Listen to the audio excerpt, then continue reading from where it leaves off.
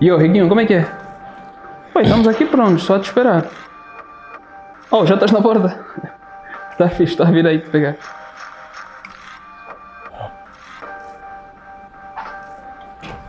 Ei, Riquinho! É bom. Como é que é? Indiano. Nice, seja bem-vindo. bro. Tens um aperto de mão de pobre. Ah, como Yeah, assim? Liga atenção, bro. Eu senti, parece pedreiro. Bro, estamos prontos. Estás preparado? I'm ready. Ah, é? Ok. Vamos embora? Vamos embora. Epá, irmão, senta aí. E vamos que vamos. Vamos. É nóis. Ok. Saudações família, sejam bem-vindos ao episódio 2 do Aceitas ou Não. E temos aqui no painel o gladiador Riquinho. Tivemos a indisponibilidade da Barbie porque não se encontra em Luanda. Mas ainda assim está cá o Riquinho e vamos começar. Riquinho, estamos aqui para falar da tua batalha. Uma grande batalha por sinal, parabéns. Yeah. Tu e a tua parceira Barbie fizeram um excelente trabalho contra os vossos adversários Valdemar e Máfia. E a primeira pergunta que se coloca no ar já é a pergunta habitual da casa. Riquinho, aceitas ou não? Não.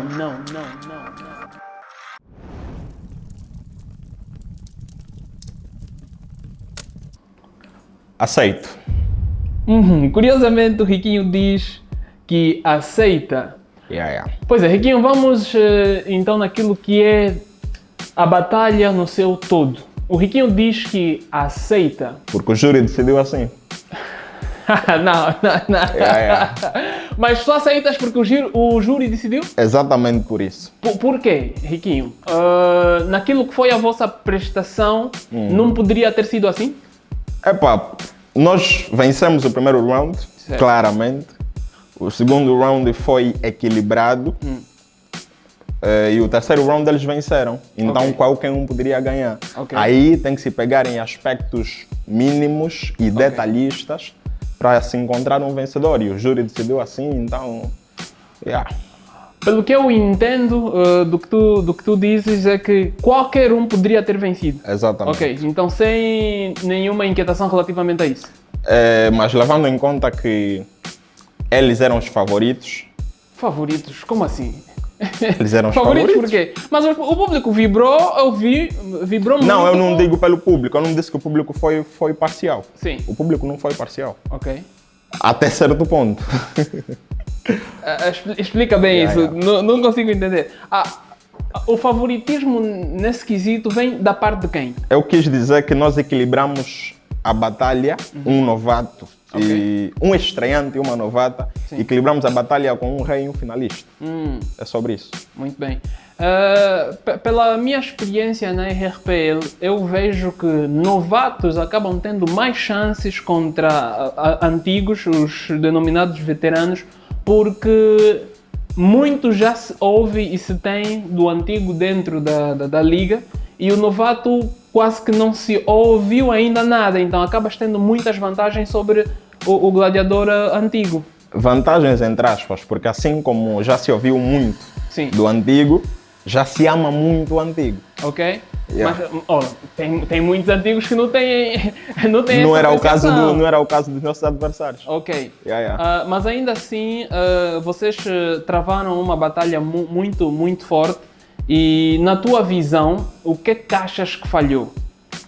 Em primeiro lugar, nós podíamos ter feito melhor. Fizemos uma boa batalha, mas podíamos ter feito melhor. Certo.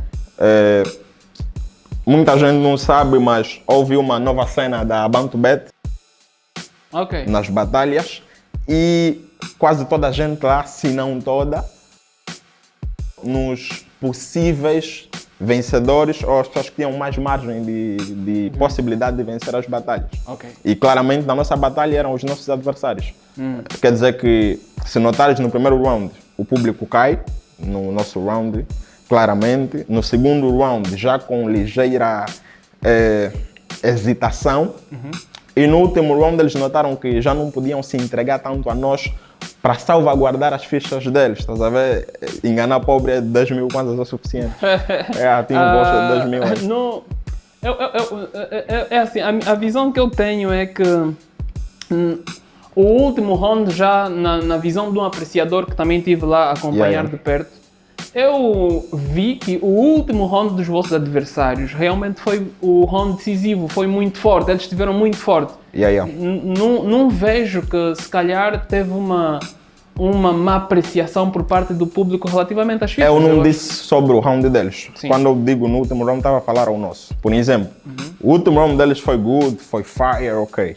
O nosso não foi melhor que os anteriores, pelo que vimos, né? Sim. Mas não esteve tão mal. Ok. Houve linhas que podiam ter uma melhor recepção e não tiveram, estás a ver? Ok. Então, em partes, é porque as pessoas estavam a salvaguardar as suas fichas. E o último round, que foi o round mais pesado deles, Sim. houve plágios na parte deles, estás a ver? E infelizmente o público não pegou lá, mas isso só os diminui como artistas. São grandes artistas, mas isso os diminui. Poderias, não sei se consegues fazer um pequeno exercício, poderias nos dar alguns, nos revelar alguns... Tem uma linha minha que eu alguns... lancei. Não, o plágio não são as tuas linhas, não? Tem uma linha minha que foi plagiada lá. Oh. Rimaste? Não, eu rimei na prova dos 9 e o Valdemar rimou. Oh, isso é interessante. Não é hábito de Valdemar rimar, não. Poderias referenciar essa linha, por favor? Tem uma linha que eu digo, sola vermelha nos pés, não é só ostentação. É também homenagem ao último gajo que pisei. E ele disse, se estranhas com sola vermelha, acho que ali é a última vez, se vocês me verem com sola vermelha, se me virem com sola vermelha, é porque eu pisei no sangue dos meus adversários. Ok. Mesma coisa. Consideras isso... Se me virem com sola vermelha, é porque eu pisei no sangue dos meus adversários. Ok. Sola vermelha nos pés não é só ostentação, é também homenagem ao último gajo que pisei. São palavras diferentes para falar a mesma coisa. Uau. E tem a sequência do... Acho que é Você Rico da Onde?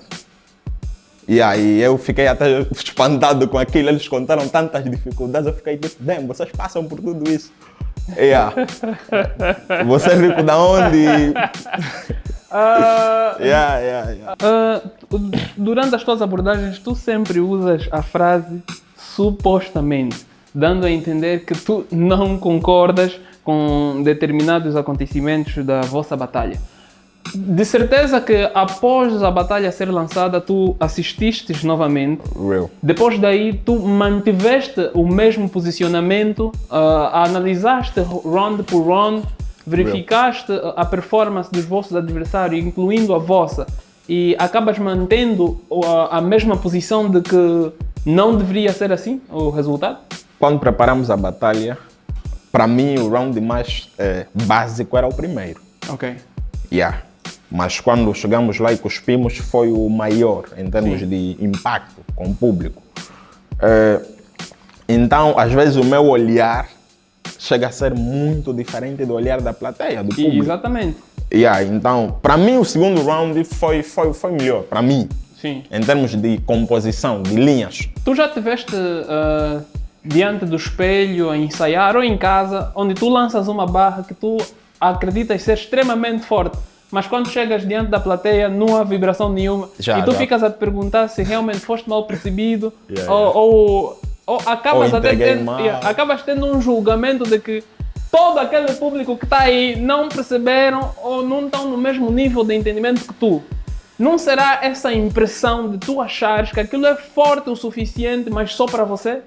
Não, eu só acho que isso que você disse, mas não é bem que eles não estão no mesmo level de entendimento que eu. Sim. Aí eu acabo por perceber que o que é extremamente duro para mim pode não ser para os outros. Ok. Estás a ver? E é só isso. Então não será essa mesma percepção quando tu afirmas que o segundo round ser o mais forte, mas diante do público no Elinga, o primeiro acaba sendo o round mais decisivo da vossa batalha toda? É por isso é que eu disse que por mim, o primeiro round, o segundo round foi o melhor, por mim. E nessa ordem... Desculpa aí, no segundo round, quando começamos, tem uma sequência que eu fizemos do relógio, tempo relativo, etc. Sim. Muito forte. Aquilo era muito mais forte. Eu tenho um relógio no pulso direito a marcar 17 horas. Eu tenho o relógio no pulso esquerdo a marcar 22. Hoje estou no ativo. Uma chapada na tua cara. Outra chapada na tua cara. Sabes o que é isso? Pergunta ao Albert Einstein. Da última vez que ele levou com essas duas chapadas, disse que o tempo é relativo. Um soco na tua cara. E é que depois, com aquela cena aí do momento, pulamos muitas partes foda naquela sequência. Yeah. E só notamos, quando eu chego em casa, é quando eu noto que pulei aquela merda. Riquinho, tu mencionaste o colombiano e eu vou fazer referência ao colombiano para questionar-te o seguinte. Em algumas vezes eu vejo que não sei se é uma boa estratégia ou acaba sendo um erro da parte dos gladiadores. O colombiano é um gladiador onde ele transforma as coisas mais complexas em simples. E acaba tendo a percepção do público de uma forma suave. Não será que alguns gladiadores, inclusive tu, trouxeram linhas que eram muito complexas de serem digeridas naquele momento e o calor da emoção acabou sendo um dos elementos fundamentais para não serem bem percebidos? Essa qualidade do colombiano é perigosa, porque tem um lado bom e mau. Tem uma dica do Brasa, que eu curto bué. Tem um recado para os niggas que não estão a perceber as minhas rimas. Nunca vou descer ao vosso nível. Vocês que subam aqui em cima. Ok. É sobre isso. Quando o artista... É claro que devemos fazer com que o público nos perceba. Sim. Mas o texto literário é um texto egoísta. Ok. O poeta é egoísta às vezes, porque ele não escreve pensando a quem vai receber. Ok. Ele escreve para a cena tá dope. Só que você precisa entender que tem um público a te avaliar. Exatamente, esse é o outro lado. Mas não devemos nos tornar... Não é que o colombiano é foda, não é que ele é básico. Mas não devemos nos tornar básicos para sermos percebidos. Porque às vezes só devemos minimizar algumas cenas. Porque se nós rimamos sempre o básico, para os básicos nos perceberem, esses básicos nunca vão evoluir para perceber o foda, o dope. Tá Se você assiste Naruto e crias uma barra sobre isso, é obrigatório que todo mundo perceba? Não, não é. Então é sobre isso. Então eu não acho que as pessoas têm que esforçar-se para perceber uma coisa que se calhar só você entende, quando poderias transformar aquilo numa compreensão de todos. Vamos supor, ao invés de eu usar assassinato, uso o termo homicídio. Ok. Estou errado por isso? Devia usar assassinato ou devia usar matar alguém? Não necessariamente. É simplesmente eu enriquecer o vocabulário de quem me ouve. Ok. Só isso. Boa. Pulando esse tópico, Riquinho, eu tenho aqui umas anotações sobre algumas barras tuas que eu queria que desmistificasses isso, porque eu acho muito forte. Mas antes de tocar nessas barras, eu queria fazer-te uma pergunta sobre a tua performance. A forma como tu te apresentas é apenas um personagem ou realmente... Porque a tua construção desde terra à idade, dos pés à cabeça, tu tens um personagem único. Tu és rico dos pés à cabeça. Isso é apenas um personagem ou realmente estamos diante de um rich nigga? Pobreza é que nem gravidez. Não se esconde. Ok. Não se esconde. Por isso é que não consegui esconder quando eu cheguei.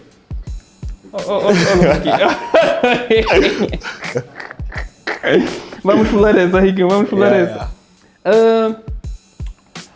Nós que vivemos bem... Não, começa com a primeira frase. Essa linha não pegaram. Essa linha não pegaram. Eu achei essa uma grande linha. E quando eu estava a fazer essa cena, eu disse a Barbie: olha, essa linha, se não vibrarem essa linha, esquece. Mas não pegaram. E eu estávamos a conversar, se calhar é só forte para mim. Só quero que toques a primeira frase. Começas, os pobres, só os pobres. Vocês pobres é que têm esperança de ir no céu. Nós que vivemos bem temos que nos contentar com a terra, porque não teremos mais do que isso. Olhem para o município de Cacoaco, família. Aquela é a prova viva de que ricos não vivem no paraíso. Dope. Quando eu fiz essa linha, o Silveira... é sobre isso. Por exemplo, o paraíso é uma zona de Cacoaco. Uma zona do município de Cacoaco, um bairro. Assim como o paraíso é, digamos que, uma zona celestial. a terra prometida aos seguidores de Cristo. Então, existe uma teoria de que ricos, tem uma frase bíblica que diz é mais fácil um camelo passar pela ponta de uma agulha, algo assim, do que um rico ir para o céu. Exatamente. Então, há poucas probabilidades de ricos irem para o céu. Por isso é que eu aproveito para basar no Kazenga, porque não teria outro céu. Então, há pouca probabilidade de ricos irem para o céu.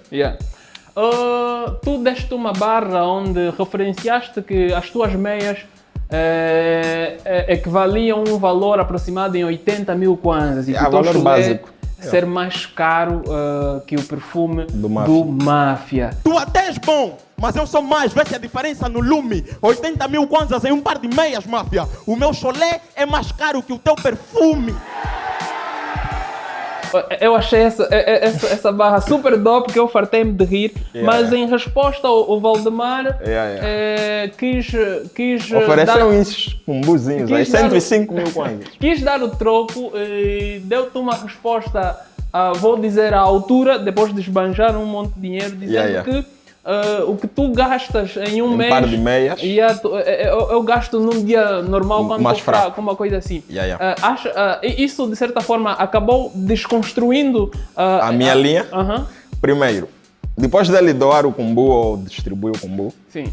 Se você notar, minutos depois alguém doa 100 mil kwanzas para ele, outros 50 mil. Sim, quando doa 100 mil, assiste o vídeo, ele faz... como quem diz, estás a ver, devolveram o kumbu, fiz um investimento, tiro no escuro e deu certo. E a questão, vocês pobres, eu até queria responder essa linha, mas esqueci. Vocês pobres quando têm um kumbu básico, querem mostrar-se, gastar à toa, estás a ver? Por isso é que continuam pobres. Tu vês o Gino Carneiro distribuindo dinheiro? Não. Os ricos de verdade não fazem o que o Valdemar fez, por isso é que vai continuar pobre. Nós não distribuímos dinheiro à toa. Ok. Querem saber de onde vem a minha fortuna? O segredo está no ouro. Quando tiverem 100 mil kwanzas, me procura. Sou o tio do Ginito. Dope. O que é que estavas a pensar quando criaste essa barra? Ginito me deve. É muita promoção.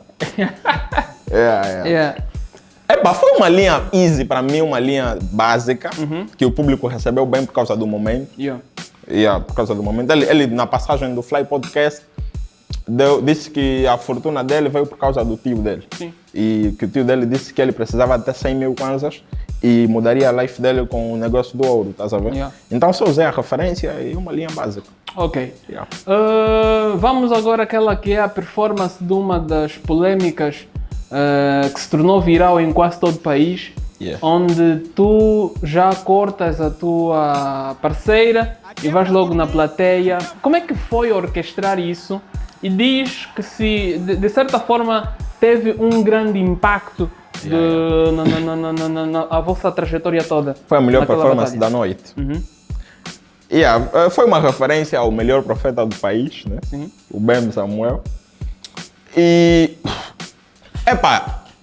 eu estava lá, a Barbie já quis começar a rimar e eu vi um gajo dormindo na área VIP.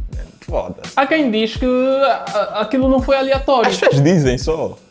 O gajo estava dormindo na área VIP. Man. Eu entendo que a rima o round do Valdemar e o Máfia, o primeiro, deu sono, né? Mas não tinha que dormir na área VIP, tá sabendo? Então levou uma boa galheta. Mas depois dei um combo para ele, para ficar soft. Nice. Ele entendeu? Não relevou? Ele lá também... fora não quis... Não, né? Não tinha como. Não tinha como. Ok. Como é que tu avalias a performance da tua parceira durante o trabalho todo que tiveram? Foi difícil? Voltarias a fazer uma dupla com ela? Como é que avalias isso? A mesma avaliação que eu dou para mim, sim, é a que dou para ela. Ok. Tudo que eu acertei, ela acertou. O que eu errei, ela errou, porque somos uma dupla. Sim. E voltaria sem problemas, porque ela é uma grande artista. E é a Barbie. É a Barbie. É forte, né? É a Barbie. Nós não todos, fisicamente, mas é forte. Todos nós conhecemos a Barbie. Agora, indo nas respostas, a resposta da... Vocês deram algumas respostas que também desestabilizaram a casa e uma delas foi a Barbie a responder o Valdemar sobre a barra das tábuas, de que foram nas tábuas que Deus escreveu os 10 mandamentos. De quem foi a ideia no momento? Foi algo já elaborado para se precaver caso isso acontecesse ou foi algo criado no momento? E nas redes sociais está a haver repercussões dizendo que Deus não escreveu os 10 mandamentos na tábua. Não é que ele não escreveu os 10 mandamentos na tábua. A Bíblia tem várias traduções. Ok. Então, em algumas diz que escreveu em tábuas de pedra. Então, isso se calhar está a fazer confusão ao público. Muita gente está a dizer que não escreveu-se nas tábuas. Mas escreveu sim, em tábuas de pedra. Foi em tábuas de pedra. Agora, a questão colocada, né? Epá, eles chamaram de tábua, eu falei no ouvido, olha, te chamaram de tábua, responde esse mambo. E ela respondeu. Do round dele, ele disse: Barbie, você é uma tábua, você é fina. Mas esses teus argumentos não têm cabimento. Mas, velho, saiba que foram nas tábuas que Deus escreveu os 10 mandamentos. A tua parceira de dupla foi a Barbie. Vocês batalharam juntos. Como é que está? A Barbie fez dupla com o Riquinho. Como é que está a Barbie atualmente em termos de Kumbu? Está feliz. Eu mandei Kumbu para ela vir aqui na entrevista. Não sei se fez o que com o Kumbu. Está feliz. Mas era para ela estar aqui. Eu mandei Kumbu. Não sei porque que ela não veio. Mas é típico de pobre, quando vê dinheiro. Não cumpre as palavras. Gasta noutras cenas. Pois é, Riquinho, sem mais questões relativamente a isso, antes mesmo de nós encerrar o nosso programa, eu vou novamente, depois de toda essa discussão que nós tivemos aqui, ainda há muitos mais. Vocês estão a assistir o programa, de certeza que tem muita coisa que aconteceu durante a batalha que não referenciamos aqui. Digitem aí nos comentários. Riquinho, tudo que nós discutimos aqui acerca da vossa batalha, sobre o posicionamento do júri, sobre o público em si, a pergunta é a mesma. Riquinho, seria vocês, né? Se a Barbie estivesse aqui. Riquinho, acho que já queres encerrar, né? Acho que já queres encerrar. Aceitas? Tens alguma coisa mais a acrescentar? Acho que uma das melhores linhas para mim, você não falou, que era do Monte Everest. Mas agora acho que o público lembra. Qual era o monte mais alto do mundo? Nem sempre. Não é pelo facto deles serem os primeiros a chegarem aqui que vocês vão dizer que eles são os melhores. Desculpem, mas quem pensa ser devido ao seu baixo nível de intelecto, nem sempre o melhor atinge a fama em primeiro. Deixa dar-vos um exemplo. Antes do Monte Everest ser descoberto, qual era a montanha mais alta do mundo? O Monte Everest, só que ele ainda não tinha sido descoberto. Nice. Depois dessa linha, mas yes. Não, grande linha.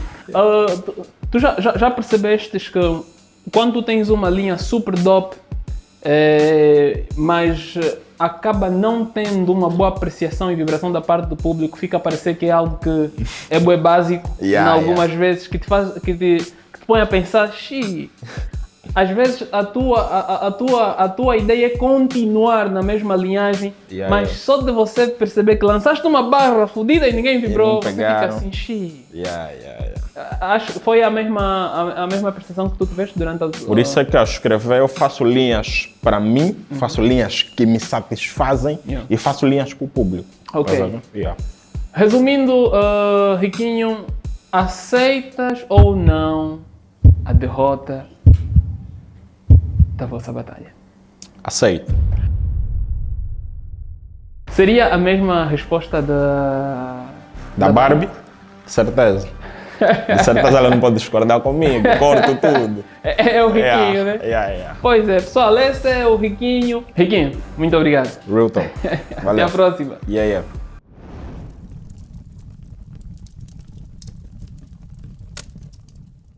Sei que você aí tem algumas dificuldades de internet por conta das finanças, né? Mas já chegasse até o fim, deixa um like, inscreva-se aí, porque infelizmente a vida é assim injusta. Nós que temos internet e Kumbu não temos tempo para ficar aqui.